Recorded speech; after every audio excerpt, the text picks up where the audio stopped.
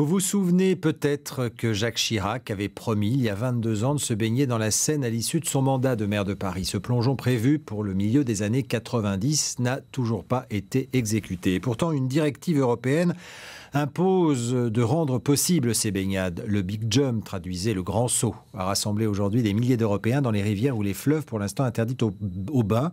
Ces baigneurs rappelaient ainsi au pouvoir public l'obligation qui leur est faite d'assurer la qualité des eaux. Reportage sur les rives de la Seine et de la Marne d'Alexandra Elkaïm et Johan Malka.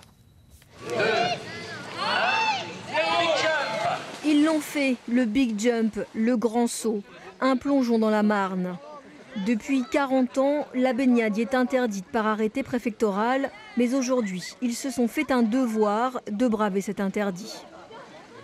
Oh, c'est un petit acte de désobéissance, mais voilà, c'est bien, il en faut. C'est la fête du jour, c'est ça quoi. C'est se faire plaisir et profiter de la Marne tel qu'on voudrait pouvoir en profiter tous les jours quoi.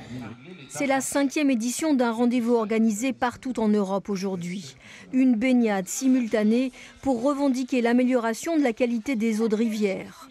À Orly, le Big Jump, c'est dans la Seine, mais on ne s'y est trempé que les pieds. Seuls les élus se sont jetés à l'eau.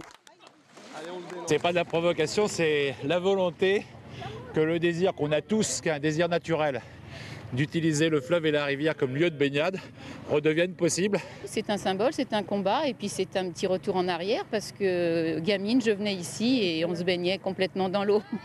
Une manifestation pour rappeler au pouvoir public qu'il ne reste que 5 ans pour répondre à une directive européenne, atteindre le bon état écologique et chimique des rivières d'ici 2015. Évidemment, il y a un gros travail à faire en amont sur l'agriculture, bien sûr. Et puis sinon, sur les bonnes pratiques aussi, que ce soit au niveau des villes ou au niveau des particuliers, bien sûr, en termes d'utilisation de produits, notamment phytosanitaires. Un objectif encore difficile à atteindre, mais auquel tout le monde veut croire. 130 Big Jump ont été organisés aujourd'hui. C'est évidemment